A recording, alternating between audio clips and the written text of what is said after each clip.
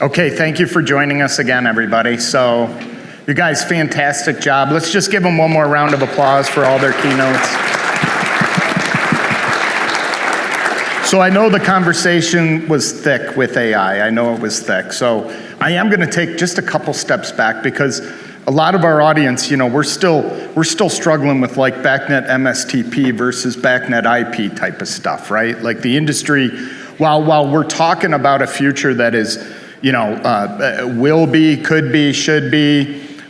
We do, a lot of you deal in daily projects every day. You deal in buildings that are 30, 40 years old, and the technology is still pretty dated, right? So let's just start at the device level, and I know a lot of you are software experts, so I'll just kind of lean on more the device guys. But and I guess I'll start with Martin here. Martin, okay, with all this AI talk, with all the cybersecurity, with everything, what does that do to the product development side of the, what goes in the building? Can you speak a little bit to that, about how you guys are building your products to consider that?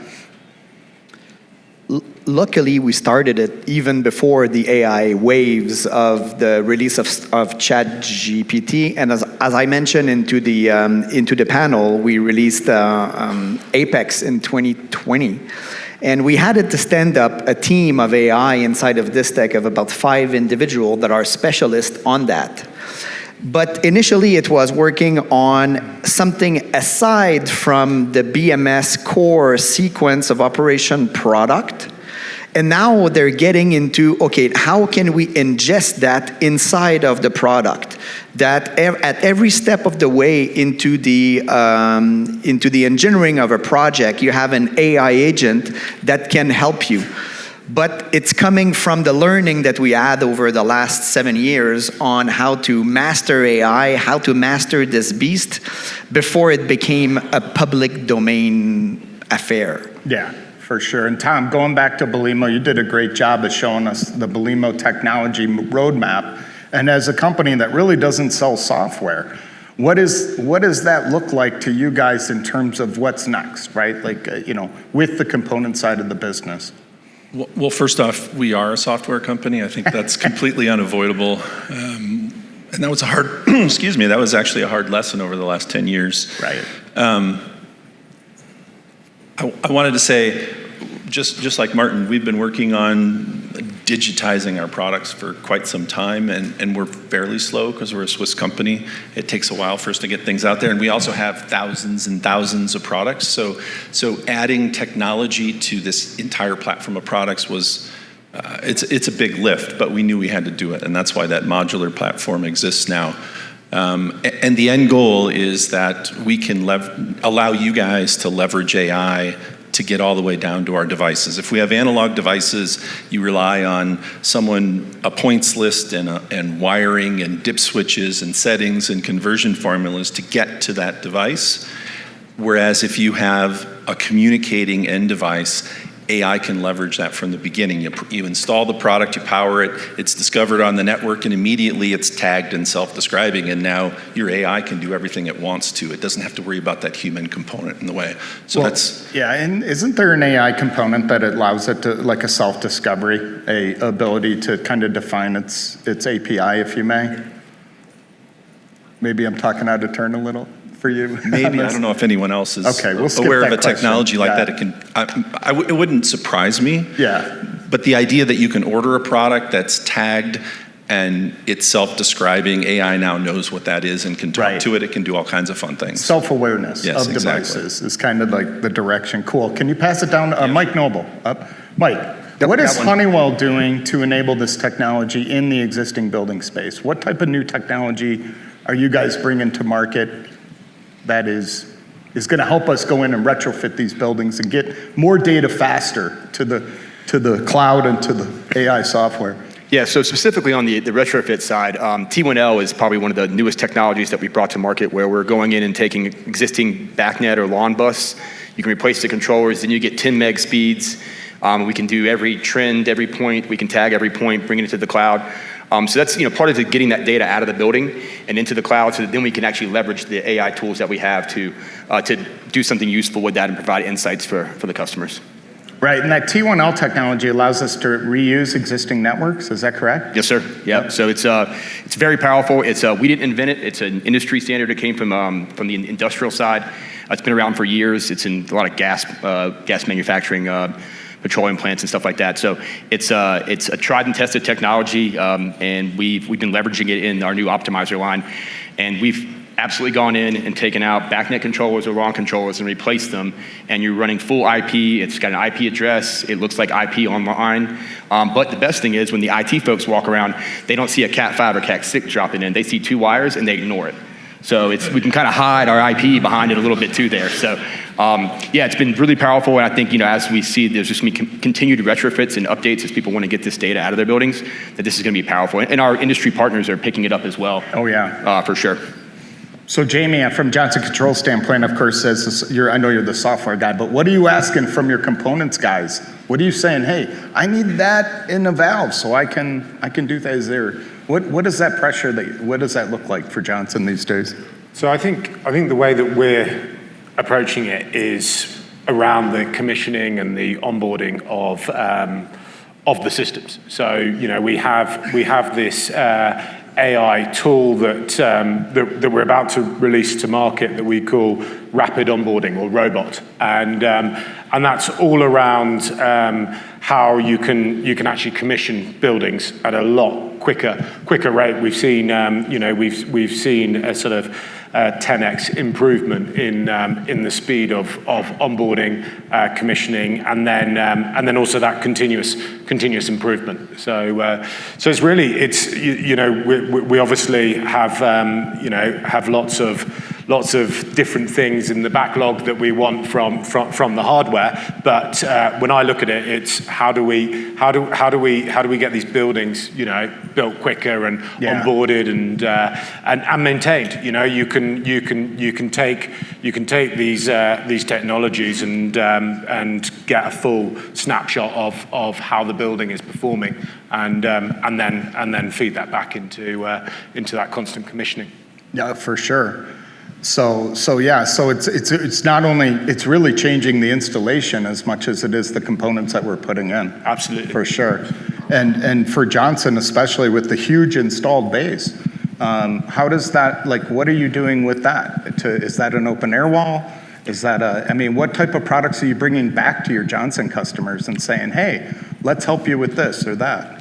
So any new customer in the last kind of 18 months should have the air wall embedded in, and have the features, whether it's been enabled or not, that it should be in the product. So there's a lot of the air wall there. There's a lot of conversations happening around what does this now mean from a cyber perspective? How do we do secure remote connectivity and things? And that's where the air wall's really coming into to play for those legacy systems. But equally, there's there's the ability to get intelligence out of a building without going on a massive upgrade or retrofit project, because you can put the software on top and let it run on top of those systems.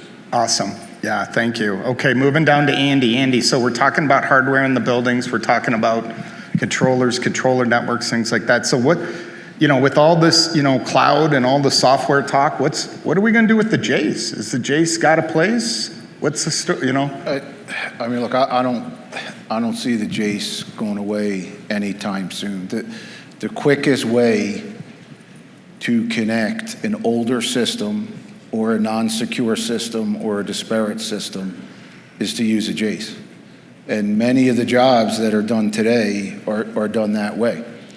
And so once you do that, you can connect, you can be secure, you can meet a certain standard, you can meet a certain city code or industry code, and then over time, you can migrate or upgrade the rest of the system. So no, I don't see a Jace going away.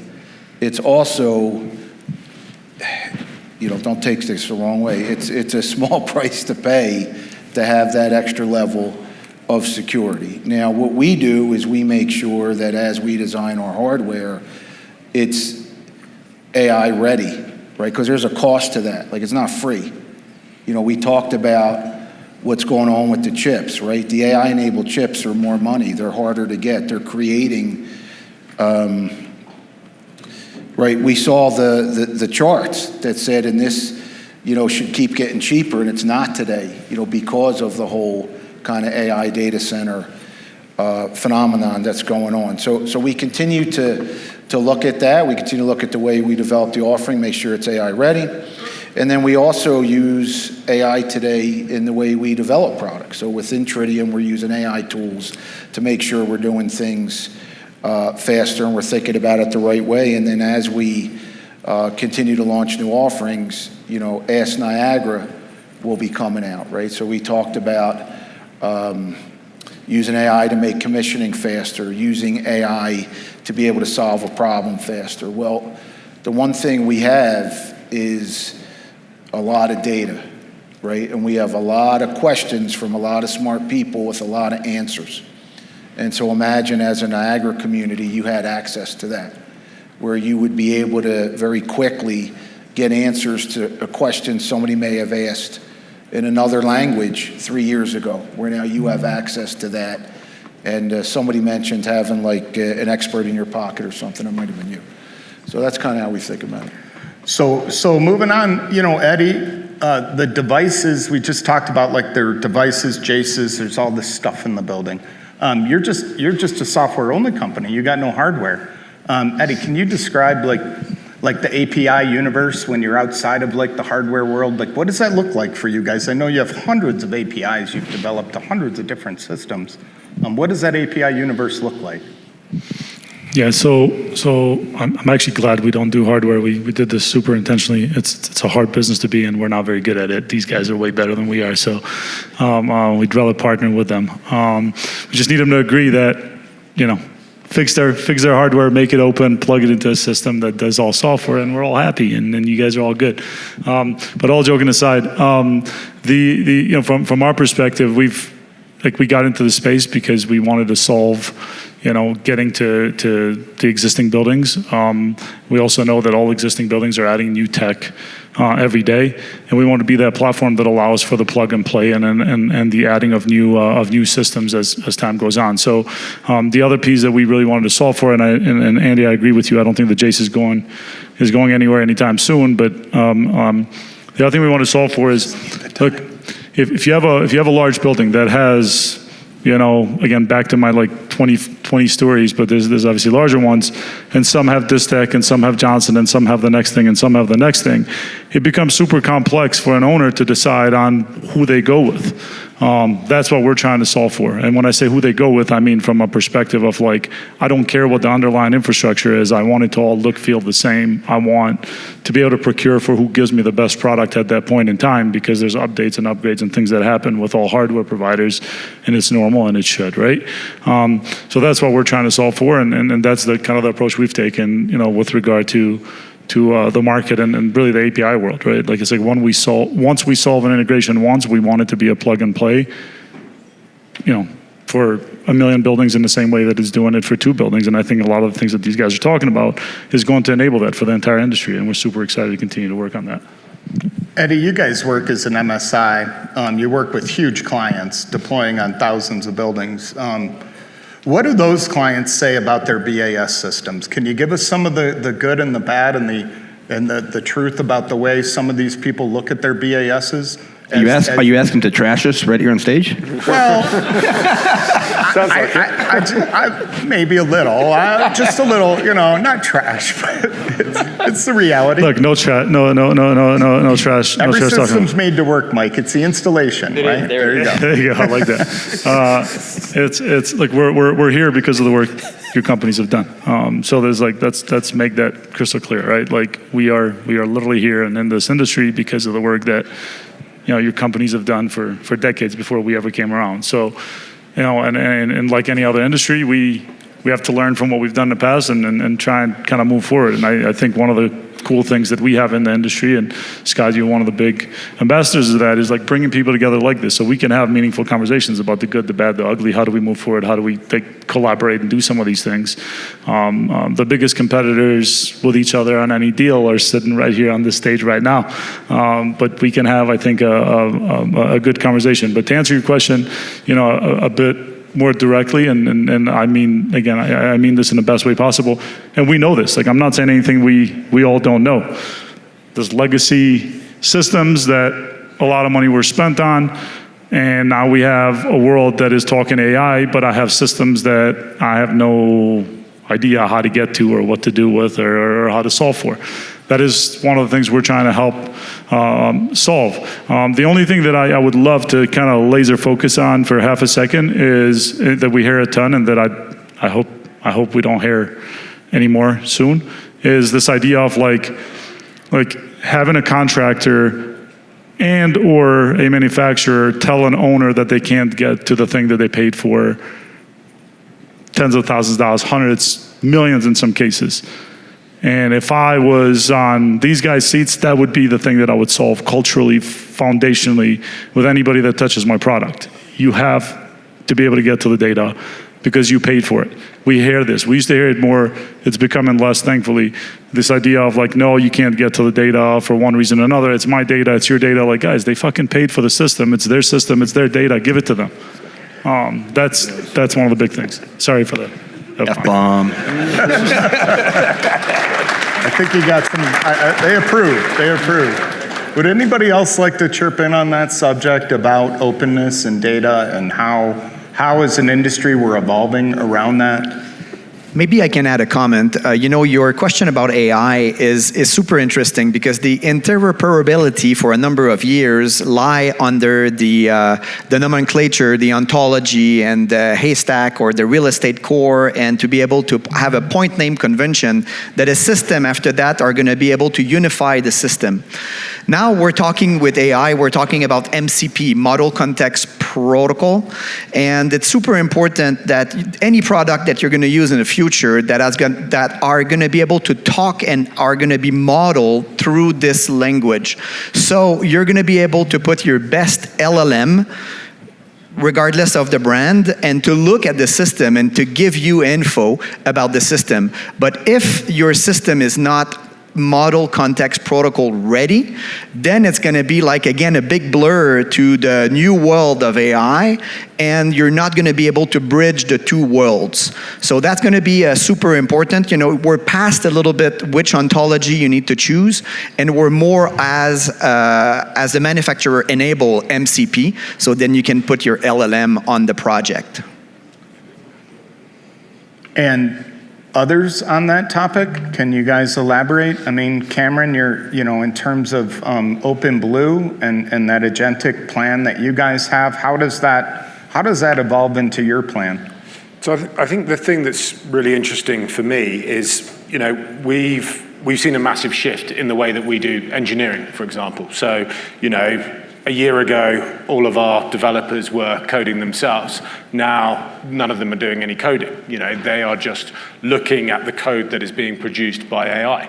And, the good engineers will be the ones that understand how to interpret that and how to get value out of it. But what I find really interesting is the whole industry now has access to it. So, the way that people are coding means everyone's just going to produce the same thing. So actually, where the value really sits is how you get the data out, how you structure the data, and how you understand the problems that you're trying to solve. So if you can do all three of those, that's when you start to deliver value to the end user. And that's fundamental to the belief that we're trying to install across the company. And cybersecurity comes into play in that, right? I mean, we talk open, but one of the funny things I've noticed in the last year or so is I don't say open systems to consulting engineers anymore. They're like, no, don't say open. I got to meet with the IT group next. And no, we're not open. No, we're protected. We're secured. So when I'm going to go down to Andy, cybersecurity. You guys opened up Foxy Foxy. I know, I love that. But what you didn't tell love it. everybody is Foxy is a cybersecurity method. It's a way to move data from the building up to the cloud with cybersecurity by Honeywell, if you may. Yeah, so and can you talk to that a little bit? Yeah, let me talk about that. So,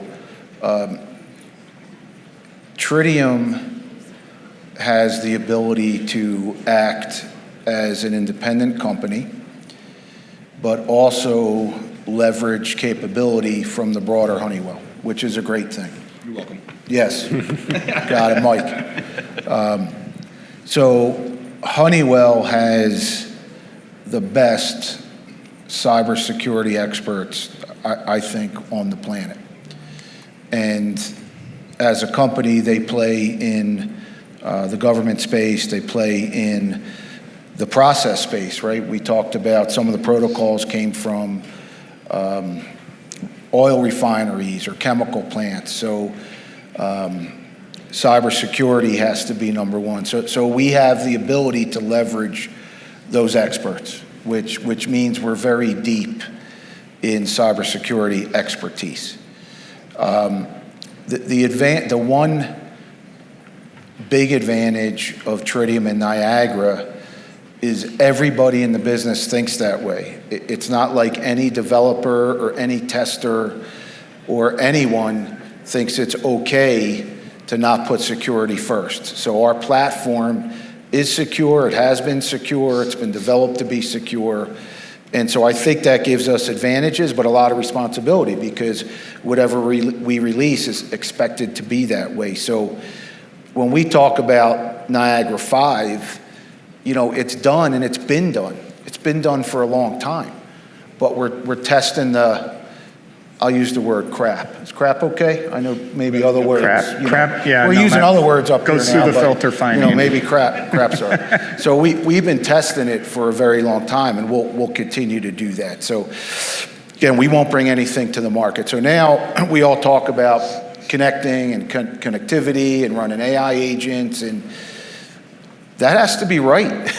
Like, you have to do that right. And so we feel an obligation to the industry to create the ability to connect for you, the community, so that it's easy and it's secure. And yes, if you have a client that has 100 buildings and you want to develop something completely custom, you know, that's fine. You can go do that. But if you want to connect easy and be able to convince somebody that it's secure and just pull one of the Tridium experts on the phone with them, you know, that's what we're trying to do to enable this community and to really try and move the built environment, which we know isn't moving as fast as it should, forward. Thanks, Andy. Yeah, it's going to be a challenge, the cybersecurity, for the rest of our careers, and we're happy to see that Open Airwall, Foxy, we're starting to see you folks participate in that cybersecurity part that way with some products, because as an industry, you know, we're constantly being challenged by having to learn stuff from outside the industry to get your systems working right. And you know, right, everybody know what I'm talking about. And so we're really excited to see you guys jumping into that cybersecurity and giving us some real tangible tools to work with. So good. Thank you. So shifting a little bit here to the data center community, because obviously it's been brought up quite a bit, but like, and I'm going to start with, I know Martin is, you know, his company, they're doing a lot, and you mentioned some of it in the keynote, but could you reiterate some of the things like you're doing to position yourselves to get into the data center work a little bit? Like how does Distech look at that business? Because one of the, and just before we start, there is, for those of you in the data center business, there's another set of contractors, folks. We're not the only ones in the data center game. Did you know that? Anybody know that? So the industrial systems integrators are also in the game. So it's us and them, okay? Now they have the industrial design, redundancy and quick response IO and all this other stuff. We have application built systems for HVAC, for mechanical systems, right? That may be a little bit slower, but they're a lot less expensive. So in these data centers, there's an industrial specification that is kind of like fighting the commercial controls one. It's going back and forth. Anybody's familiar with that? So guys, with that, let's talk a little bit about that. So you guys are on our side. You don't sell to industrial systems integrators with your products. So how are you guys helping us with that dilemma? Martin, I'm starting with you, buddy. I can start since you asked me the question. I don't want to give my secret sauce to my competitor, but I think we all need to win in that industry. Data centers, basically, it's a number of chillers assembled together that cool down the water temperature. So it's really an HVAC application. But because there's so much energy going on, data centers are more data factory, that their main raw material that they ingest is electricity. So imagine a data center which is consuming a gigawatt. A gigawatt is the entire consumption of this town, of Denver or Montreal or Atlanta. And I was in a data center conference earlier this week in Washington, and they were mentioning that there was 70 data center of more than a gigawatt in construction in the US this year. So this is unbelievable. And because those are all HVAC application, it's the same HVAC manufacturer who sells the chiller that we control inside of a building, but instead of having one, there's like 100 into a building. So we can have a play there, definitely. And anybody that tells you that they need the millisecond speed of a PLC, which by the way, we can do with Distech anyway, but anybody that tells you that, hey, we cannot use BMS because it needs millisecond speed of communication and acting, then you can tell them, hey, how long a chiller is gonna have to start and stop. So the cycle is probably 15 minutes. So yes, we can control it. And the way Distech is going after this market is first having the discussion with the hyperscaler and the co-location, which are, a lot of them have in their mind that they need to have redundancy.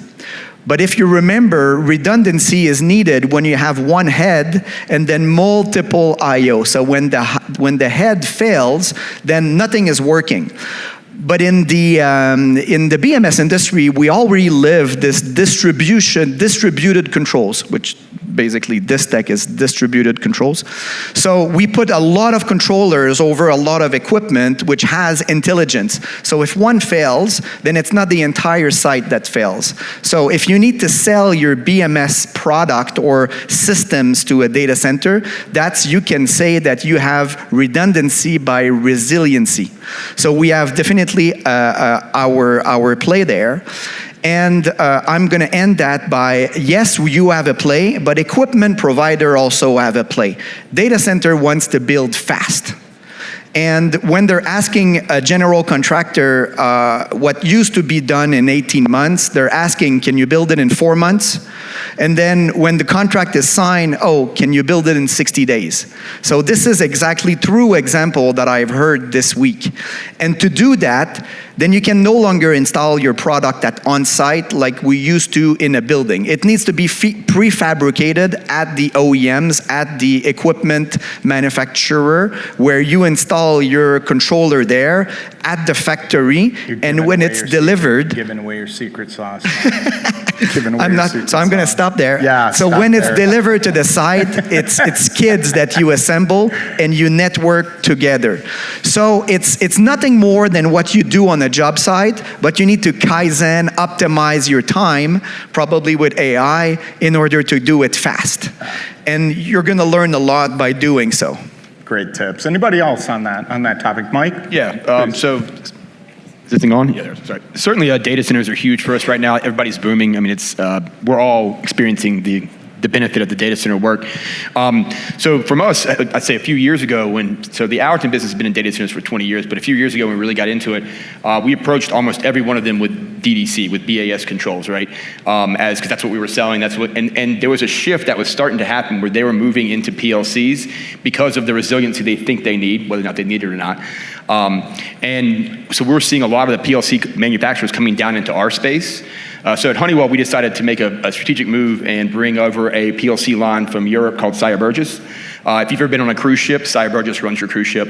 It's a pretty popular line in Europe, very well, long line with a lot of great history. So we a couple years ago brought that over to try to basically fight for that middle ground, because there's this gray area between the industrial guys and the BAS guys, and that gray area is literally data centers. And with such a big market, such a huge vertical, that we have to figure out a solution to get that. So I think I saw not too long ago a PLC on a Distech wall.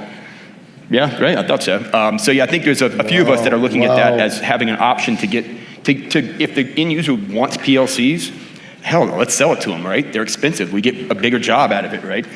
We are seeing some hybrid systems where we're selling PLCs for some of the systems, and then like the office space, we're doing DDC still. Right. So we are seeing some kind of hybrid systems as well. But from what we can see, more and more data centers are moving towards PLCs. There was always a place for PLCs, even in BAS, when it came to large equipment and things like that, critical equipment. The PLCs were always a part of it. So it's not unlike a hybrid system is more than likely in some of these environments is the most economical way to go. So Andy, any other comments on this? Yeah, and you and I have talked about this during some of our discussions. So Niagara is in a lot of data centers, and many of the big hyperscalers have standardized on Niagara. And we have multiple white papers that we'll share with you if you're interested in getting in the data center space. There are those that do believe you need PLCs for everything. There are those that believe Niagara can do everything. There are those that believe you need PLCs for some equipment, Niagara for others. So, we'd be more than happy to share thoughts on how we think about it and how we do it. But pretty much every of our OEM partners up here has taken Niagara into the data center space very, very successfully. So there's a play for you. There's also a play for PLCs for you. And so if you haven't started playing around with PLCs, you may want to start thinking about that. It's a really, really big industry, and I think Martin's comment is spot on. If you're 30% higher in price, but you could finish 50% faster, you'll get that job all day long, all day, every day. But you better finish on the day you say you're going to finish. So it's a whole new business model, I think, for this community. But I think it's a world of opportunity for us. Sorry. Anybody else have a comment on that one? I was going to add a comment, but Scott wanted to take my mic away, because I guess we're done with You that. had a scary look on your face. Let him do it. I didn't know what you were going to say, but please, Tom, go ahead. Nothing. I was just going to add a little bit. Yep. A data center is, just like any other building, but it does have this space they call the white space. So you have the gray space is where the facility plant, the chilled water generation is, the people are, all of that, and that's a lot of traditional HVAC components. But when you get into this kind of sacred white space, which is where all the AI servers are, and you live on that network, that's when it gets really complicated. And traditional HVAC components, at least for us, we've been using them, but we've been asked, we need different protocols. They don't know what BACnet is in that world, right? Modbus, maybe. They're asking for things, and Martin mentioned this earlier, Redfish, brand new. It's new to us, it's not new to the industry, but if you live in that white space and you talk the same language as power supplies, network switches, AI servers, they all talk this new Redfish language. So you asked about how we are adapting to that. We have to abide by those new standards. So no more SNMP? No. No. And one more thing, Martin also mentioned these gigawatt data centers. Just wanted to do a little math because it's kind of fun. If you remember from my slide, a energy valve handled 140 kilowatts on one server. So 7 of those make a megawatt, and 7,000 of those make a gigawatt. So if you start doing the math, we're building a lot of energy valves. Yeah, we know, Tom.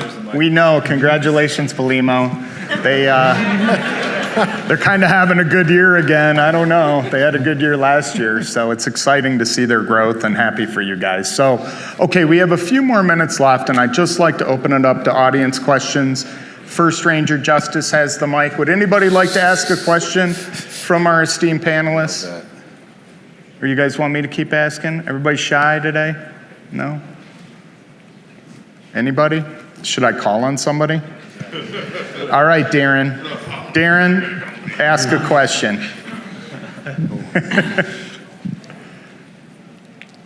Come on, Darren. You got all your favorite vendors up here. I know. Pick one. Throw a bullet at. Throw something at him. Okay, Belimo, how are you going to bridge the gap between traditional analog controls we've used for 35 years and new digital controls on actually getting them into controllers such as Johnson and Distech? Is it going to be traditional BACnet IP, or are we going to start talking new protocols into those controllers? Good question.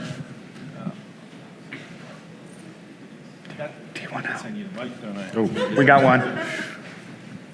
I'm not sure I fully understand your question, but we plan to support BACnet IP in the future. We also plan to host a full BACnet SC node on pretty much any of those communicating products. Via T1L? What's that? Are you putting T1L on Yeah, there? we plan. Is that what you're doing? That's what I showed earlier. Yeah. A T1L, dual port T1L. So you have an in and an out. So it wires up just like MSTP, but you have IP. I don't foresee any new protocols specifically for the HVAC industry in terms of HVAC component to HVAC component communication, but certainly to get out to the outside world and AI agents and things like that. Sure. What about MQTT and stuff like that with an actuator? Is that going to be something we see potentially? Definitely. Yep. Yeah. So more IT type protocols is what we'll probably migrate towards? Once you have a device that has an IP stack running in it, the sky's kind of the limit. I mean, you have to edit yourself a little bit, but it's not building a new product. It's just new software, right? Yeah. Awesome. Good question. Okay, do I have to pick another audience member? I got one. Wait, we got one over here first. I saw that hand first. Where's Ranger Justice? Right in the middle, Justice. Keep your hand up. Yep, there you go. So, Mythos came up. I am wondering if any of your companies have had a pen test done where you have results you could share with us. Ooh. How secure are you versus Mythos? Good question. It's a great question. And so Anthropic, once they built Mythos, released it to, I think someone earlier said about 100 companies. That's not true. It's more like 6. And it's 6 kind of big tech companies that they released Mythos to start playing around with. We are trying at the moment to get access to it, but it's proving quite difficult. We should have it quite soon, and our plan is to test it against all the products and things like that. But I think I would speak for everyone on the panel that none of us will have access to it today. Well, maybe Honeywell do, but we're working with a large tech company that I can't name, but you probably guess, and we've got a couple pieces there that we're tying up, but we are not going to share that because we'll show you the holes, right? So that's to get that, that's going to be tough for me to actually share that data with you, but we are dabbling with it at this point in time. So it's a great question, but I don't think we're quite there yet as an industry. Okay, I think we got time for one more question.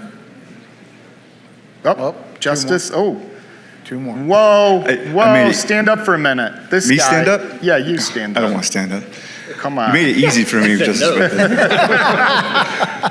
We talked a lot this morning about connectivity. It's great to have all this representation device, down to the actuators and sensors and controllers, all the way up to the cloud offering.